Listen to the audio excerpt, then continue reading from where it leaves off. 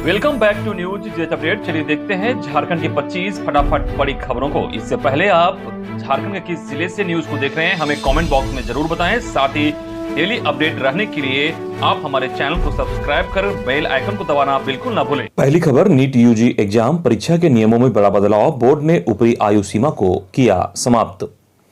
Medical की पढ़ाई शुरू करने की अब उम्र की कोई सीमा नहीं रहेगी।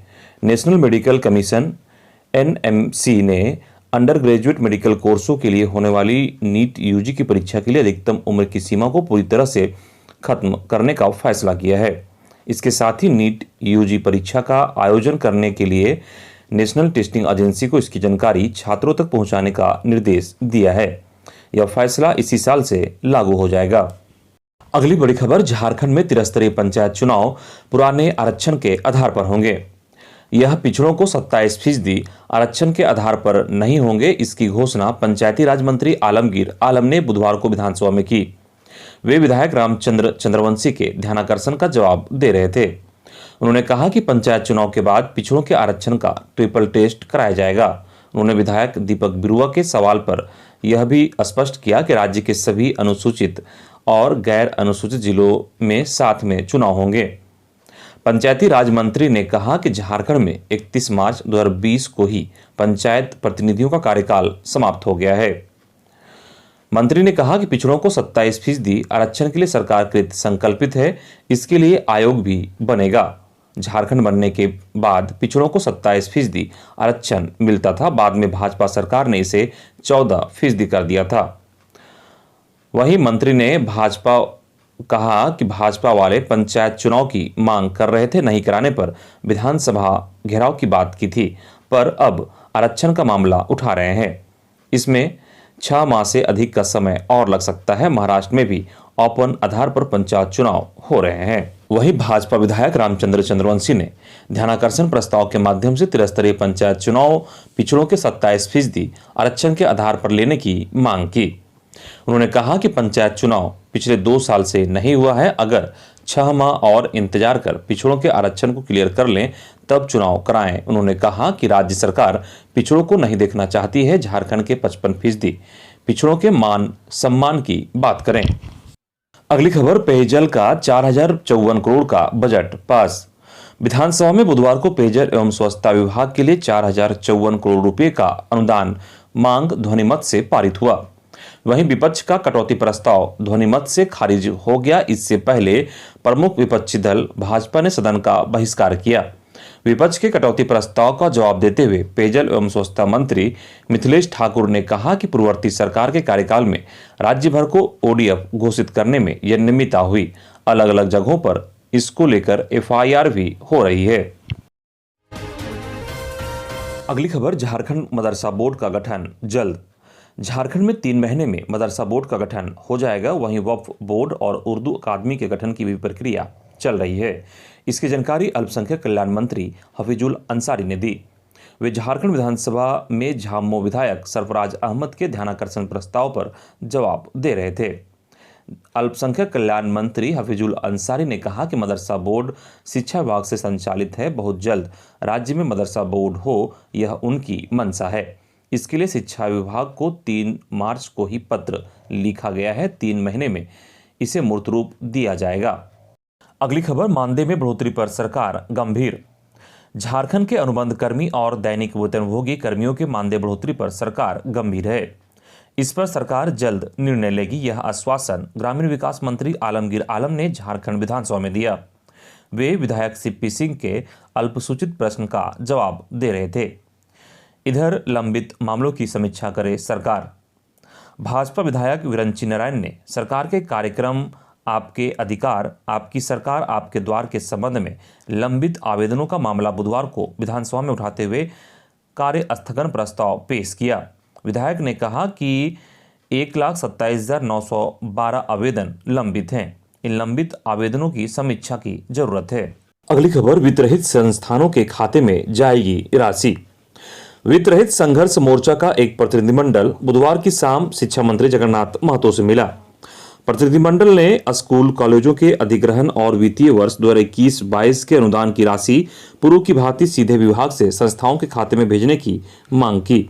मोर्चा के प्रतिनिधियों ने मंत्री से कहा कि जिला शिक्षा पदाधिकारी के खाते में राशि जाने से बिचौलिए हावी हो जाते हैं और पैसे का बंदरबाट करने की कोशिश करता है। पारदर्शिता बनी रहे और राशि का बंदरबाट ना हो, इसलिए अनुदान की राशि सीधे संस्थाओं के खाते में भेजी जाए। मोर्चा ने बताया कि शिक्षा मंत्री ने शिक्षा सचिव और माध्यमिक शिक्षा निदेशक से फोन पर बात की और कहा कि जिला ट्रेजरी में पैसा जाने से दुकान खुल जाएगा, इसलिए आप संस्थाओं के खाते में भेजने का प्रस्ताव भेजिए। अगली खबर, जेएसएससी नियुक्ति में झारखंड से 10वीं व 12वीं की अनिवार्यता के खिलाफ सुनवाई पर कोर्ट ने कहा उक्त याचिका सुनवाई योग्य नहीं। झारखंड हाईकोर्ट के chief justice doctor Ravi Ranjan व जस्टिस एसएन प्रसाद की अदालत में सुनवाई हुई। सुनवाई के दौरान सरकार की ओर से कहा गया कि उक्त याचिका सुनवाई योग्य नहीं है, क्योंकि प्रार्थी के द्वारा नई नियमावली के तहत जारी किसी भी विज्ञापन को चुनौती नहीं दी गई है, जिसमें प्रार्थी संबंधित नियमावली से प्रभावित हो रहा है। इस दौरान अदालत ने मौखिक रूप से कहा कि अगर प्रार्थी चाहते हैं तो वर्तमान याचिका को वापस लेकर दूसरी याचिका दाखिल कर सकते हैं, लेकिन प्रार्थी की ओर से इस मामले में जवाब देने के लिए समय की मांग की गई, जिसको अदालत ने स्वीकार कर लिया। मामले की अगली सुनवाई 6 अप्रैल को निर्धारित की गई है। प्रार्थियों की ओर से वरीय अधिवक्ता अजीत कुमार, कुमार हर्ष, कुशल कुमार सहित अन्य अधिवक्ताओं ने पक्ष रखा। याचिका में कहा गया है कि झारखंड सरकार की ओर से जेएसएससी नियुक्ति के लिए नई संशोधन नियमावली बनाई गई है। नियमावली के अनुसार नियुक्ति के लिए वैसे अभ्यर्थी पात्र हैं जिन्होंने झारखंड के संस्थान से 10वीं और 12वीं की परीक्षा उत्तीर्ण की हो। अगली खबर, पोषण सखियों का अनिश्चितकालीन धरना समाप्त, शिक्षा मंत्री जगन्नाथ महतो ने की पहल। विधानसभा बजट सत्र के बीच आंगनबाड़ी में कार्यरत पोषण सखी और सेविकाओं की ओर से सेवा शर्त नियमावली में प्रावधान करने की मांग को लेकर अनिश्चितकालीन हड़ताल कर रहे थे। शिक्षा मंत्री जगन्नाथ महतो की ओर से आश्वासन दिए जाने के बाद इन्होंने अपना आंदोलन को वापस ले लिया है। वर्ष 2016 में आंगनबाड़ी कर्मी पोषण सखी सह सेविका के पद पर कर्मचारियों को नियुक्त किया गया था। 3,000 रुपये प्रति माह इन्हें दिया जा रहा है। इस पोस्ट में स्नातक, पीजी और कई योग्यताधारी पोषण सखी भी शामिल हैं। वर्षों से यह लोग मानदेय में बढ़ोतरी की मांग कर रहे हैं, लेकिन अब तक इनकी मांगों पर गौर नहीं किया गया है। इसी से आक्रोशित होकर तमाम पोषण सखी विधानसभा सत्र के दौरान अनिश्चितकालीन हड़ताल पर थे और राज्य सरकार से अपनी मांगों को मनवाने के लिए गुहार लगा रहे थे। इसी बीच इसके साथ जगन्नाथपुर साई मंदिर के मैदान में शिक्षा मंत्री जगन्नाथ महतो ने मुलाकात की और उन्हें उचित आश्वासन दिया। मौके पर विधायक माधोराम मोहते भी मौजूद थे। अगली खबर, झामुमो के विधायक ने अपनी ही सरकार से कहा मंत्री काम नहीं करते, जनता में होती है बदनामी। बजट सत्र के दौरान बुधवार को दूसरी पाली में अनुदान मांगों पर चर्चा के दौरान मंत्री मिथिलेश ठाकुर अपनी पार्टी के साथ साथ कांग्रेस विधायकों के भी निशाने पर रहे। किसी ने तंज कसा तो किसी ने सीधे आरोप लगाए। भाजपा विधायकों ने भी विभिन्न मुद्दों को लेकर भ्रष्टाचार तक के आरोप लगाए। जवाब देते हुए ठाकुर भी पूरे रौ में आ गए। उन्होंने भाजपा के नेताओं को चुनौती देते हुए कहा कि सभी को पानी पानी कर दूंगा। कुछ देर के लिए हंगामा हुआ और फिर भाजपा के विधायक सदन का बहिष्कार कर बाहर निकल गए। जानकारी के मुताबिक बुधवार को झामुमो विधायक दिनेश विलियम्स मरांडी पूरे फॉर्म में दिखे। मोमेंटम झारखंड पर भाजपा को आड़े हाथ लेते हुए बढ़े तो अपनी पार्टी के मंत्री का भी नहीं छोड़ा। साफ कहा कि मंत्री गढ़वा में अधिक समय देते हैं, जिससे प्रदेश में हो रही गड़बड़ियों का संज्ञान उन्हें नहीं है। मंत्री काम नहीं करते तो बदनामी होती है। उन्होंने इस मसले पर मुख्यमंत्री से भी चर्चा करने की बात कही। भाजपा को हाथी उड़ाने वाली पार्टी करार दिया। मंत्री से आग्रह किया कि गढ़वा से बाहर निकलकर दूसरे जिले में भी देखें। पंचायतों में कम से कम 25 चापाकल लगवाने की मांग की। वहीं हजारीबाग विधायक मनीष जायसवाल ने कहा कि कांग्रेस रोजगार के नाम पर युवाओं को गड्ढा खोदने का काम सौंप दिया। किसी भी गांव में जाइए तो सबसे जर्जर भवन इंदिरा आवास योजना का मिलता है। दूसरी ओर मोदी सरकार ने प्रधानमंत्री आवास योजना, उज्ज्वला योजना आदि के माध्यम से गरीबों को सम्मान देने का काम किया। उन्होंने कहा कि पूरे साल में 11% राशि खर्च करने वाली सरकार को इतने पैसे कैसे खर्च करेगी यह पता नहीं। उन्होंने कहा कि विभिन्न मामलों के आरोपी अभियंता रघुनंदन शर्मा को इंजीनियर इन चीफ बनाने की कोशिश की जा रही है। ऐसे में विभाग को राशि मिली तो वह भी घोटाले की भेंट चढ़ जाएगी। वहीं कई विधायकों ने उठाया जल सहिया को भुगतान का मामला। बुधवार को कई विधायकों ने जल सहिया को भुगतान नहीं मिलने का मामला उठाया। कांग्रेस विधायक ममता देवी, झामुमो विधायक लोबिन हेम्ब्रेम, भाजपा विधायक मनीष जायसवाल आदि विधायकों ने जल सहिया को भुगतान नहीं दिए जाने की बात कही। इस पर मंत्री ने सदन को जानकारी दी कि जल सहिया को 3 महीने का भुगतान कर दिया गया है और शेष महीनों की राशि देने के लिए 15वें वित्त आयोग से समन्वय किया जा रहा है। अगली खबर, हेलो मैं मंत्री हफीजुल बोल रहा हूं, डीएसपी से थानेदार तक को करवा दूंगा सस्पेंड। अवैध तरीके से पत्थर खदान चला रहे कारोबारी सुनील अग्रवाल और उनके पुत्र विनीत अग्रवाल को पुलिस की विशेष टीम ने मंगलवार को गिरफ्तार किया है। विनीत मुख्यालय डीएसपी संजय कुमार राणा को फोन पर मंत्री हफीजुल अंसारी बनकर धमका रहा था। दरअसल पुलिस ने गिरिडीह के बेंगाबाद के मंदरडीह में सुनील की अवैध तरीके से चल रही पत्थर खदान में छापेमारी कर Poclain Hyva 5 detonator, 14 piece gelatin व 2 मोबाइल जब्त किए। 2 दिनों से सुनील फरार था। बस कार्रवाई रोकने के लिए मंत्री बनकर डीएसपी को फोन किया, कहा कार्रवाई को रोक दो अन्यथा विधानसभा में मामला उठाकर डीएसपी से लेकर एसडीपीओ और थानेदार तक को सस्पेंड करवा देंगे। विनीत ने अपने भाई विशेष अग्रवाल के नाम का सिम उपयोग किया। कुछ ऐसी तकनीक भी लगाई कि ट्रू कॉलर में मंत्री हफीजुल अंसारी का ही नाम आ रहा था। डीएसपी से यह भी कहा कि एसपी को फोन नहीं लग रहा है इसलिए तुमको किया है। फोन आने के बाद पुलिस की नींद उड़ी थी, बावजूद कार्रवाई जारी रखी। शक के आधार पर नंबर की जांच कराई तो पता लगा कि यह विशेष नाम पर है। तब पुलिस ने मोबाइल लोकेशन ट्रेस की। इसके बाद पंचवा के बोरो हवाई अड्डा के पास छापेमारी कर दोनों को गिरफ्तार किया। दोनों को न्यायिक हिरासत में जेल भेज दिया गया। अगली खबर, सीएम हेमंत सोरेन के भाई बसंत सोरेन लेंगे तलाक, पत्नी नहीं देती भाव, करती है क्रूर व्यवहार। झारखंड के मुख्यमंत्री हेमंत सोरेन के छोटे भाई और दुमका विधानसभा क्षेत्र से झामुमो के विधायक बसंत सोरेन अपनी पत्नी से तलाक लेने जा रहे हैं। उन्होंने अपनी पत्नी हेमलता सोरेन पर कई गंभीर आरोप लगाया है। विधायक बसंत सोरेन ने रांची के फैमिली कोर्ट में तलाक की अर्जी भी दाखिल कर दी है। फैमिली कोर्ट के प्रिंसिपल जज की अदालत में दिए गए शपथ पत्र में विधायक बसंत सोरेन ने अपनी पत्नी हेमलता सोरेन पर क्रूर व्यवहार करने का आरोप लगाया है। उन्होंने कहा कि उनकी पत्नी उनसे हमेशा क्रूर व्यवहार करती है, इसलिए वह पत्नी से तलाक लेना चाहते हैं। अगली खबर, झारखंड में स्कूल बसों का टैक्स माफ कर सकती है हेमंत सोरेन सरकार, परिवहन मंत्री ने कहा फैसला जल्द। राज्य सरकार कोविड की अवधि में बंद शिक्षण संस्थानों के वाहनों के बकाया शुल्क माफ करने पर गंभीरता से विचार करेगी। मथुरा प्रसाद महतो के सवाल पर परिवहन मंत्री चंपई सोरेन ने यह भरोसा दिलाया।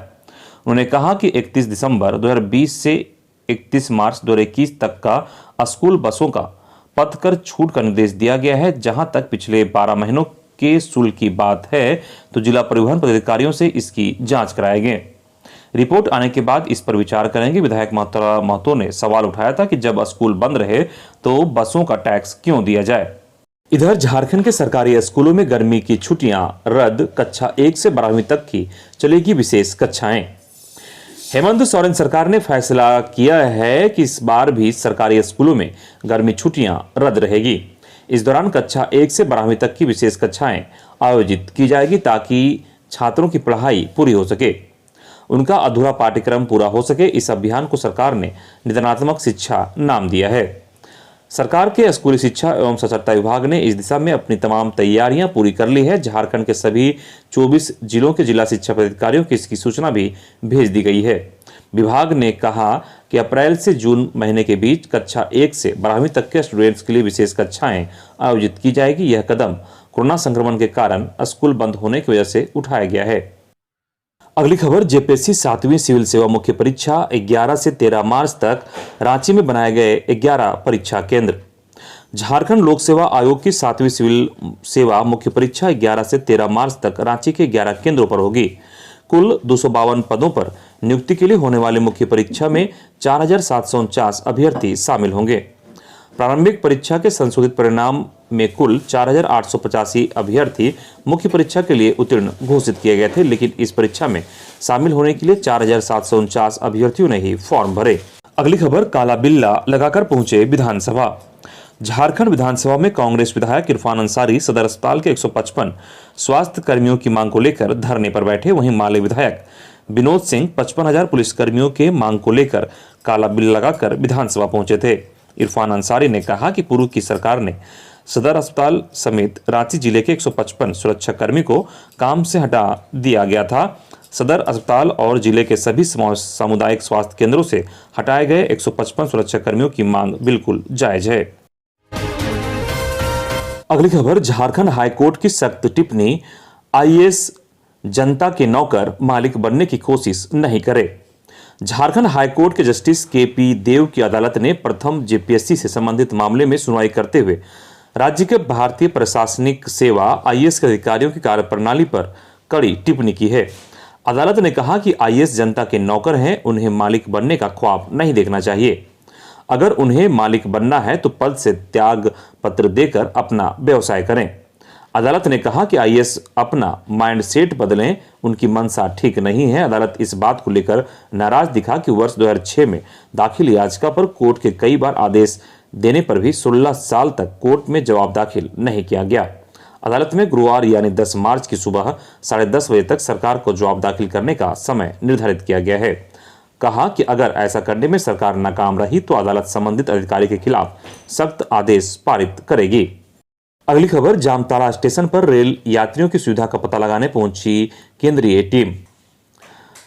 रेल मंत्रालय से गठित 4 सदस्यीय केंद्रीय कमेटी जामताड़ा स्टेशन पहुंचकर यात्री सुविधा तथा सुरक्षा को लेकर स्टेशन के पदाधिकारियों के साथ बैठक की। साथ ही जामताड़ा स्टेशन परिसर का भ्रमण कर यात्री सुविधा सहित रेल कर्मचारियों की समस्याओं से अवगत हुए।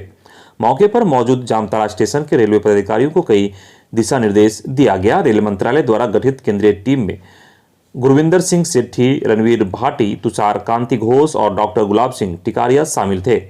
मौके पर केंद्रीय कमेटी के प्रमुख गुरविंदर सिंह सेठी ने कहा कि रेल मंत्रालय के द्वारा गठित कमेटी पूरे देश में भ्रमण कर रेल स्टेशनों में उपलब्ध सुविधाओं, यात्री सुरक्षा तथा व्याप्त कमियों का पता लगा रही है ताकि उन कमियों पर काम किया जा सके।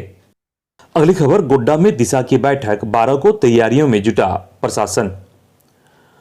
सांसद निशिकांत दुबे की अध्यक्षता में 12 मार्च को डिजिटल प्लेटफॉर्म पर जिला विकास समन्वय एवं निगरानी समिति दिशा की बैठक होगी। बैठक को लेकर यहां जिला प्रशासन ने तैयारी तेज कर दी है। बुधवार को जिला सभागार में उपायुक्त भोर सिंह यादव की अध्यक्षता में दिशा कमेटी की बैठक की तैयारी को लेकर अधिकारियों के साथ समीक्षात्मक बैठक हुई। बैठक में संबंधित विभाग के अधिकारियों के साथ विचार विमर्श किया गया। दिशा की बैठक में उठाए जाने मुख्य बिंदुओं पर प्रकाश डाला गया, जिसमें स्वास्थ्य, कृषि, शिक्षा, आपूर्ति कल्याण विभाग, भूमि संरक्षण, पेयजल एवं स्वच्छता प्रमंडल, विद्युत विभाग, केसीसी लोन, आपदा प्रबंधन, ग्रामीण विकास विभाग, राजस्व, रेलवे, सिंचाई समेत अन्य विभागों के पदाधिकारियों से बैठक की तैयारियों को लेकर जानकारी प्राप्त की गई। डीसी ने जिला कृषि पदाधिकारी व जिला अग्रणी बैंक प्रबंधक से केसीसी लोन, खाद बीज वितरण, ऋण माफी को लेकर लाभुकों की रिपोर्ट तैयार करने का निर्देश दिया। अगली खबर, 5 राज्यों में किससे मिलेगा ताज, फैसला आज। यूपी, उत्तराखंड, गोवा, मणिपुर और पंजाब में किसकी सरकार होगी, इसका फैसला गुरुवार को हो जाएगा। सुबह 8 बजे से मतों की गिनती होगी। उधर यूपी में ईवीएम को लेकर उठे विवाद के बाद चुनाव आयोग ने 3 अधिकारियों को हटा दिया है और वाराणसी एवं मेरठ में नए अफसरों की तैनाती की गई है। यूपी पर सभी दलों की नजर है क्योंकि दिल्ली की सत्ता का रास्ता यहीं से तय होता है। भाजपा के लिए यह चुनाव महत्वपूर्ण है क्योंकि पार्टी के प्रदर्शन का 2024 के चुनाव पर असर पड़ने की उम्मीद है। नतीजों से साफ होगा कि भाजपा सत्ता बचा पाती है या नहीं, या फिर सपा या भाजपा कितनी टक्कर दे पाती है। कांग्रेस महासचिव प्रियंका गांधी की नई तरह की राजनीति का भी परीक्षण होगा। अगली खबर, पलामू के हरिहरगंज में राजद ने किया प्रदर्शन।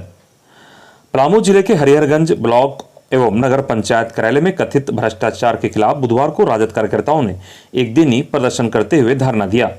राजद के प्रदेश महासचिव कमलेश कुमार यादव के नेतृत्व में प्रदर्शन के बाद धरना देकर राजद कार्यकर्ताओं ने नगर पंचायत क्षेत्र में प्रधानमंत्री आवास योजना शहरी के लाभुकों को संबंधित राशि का अविलंब भुगतान करने की मांग की।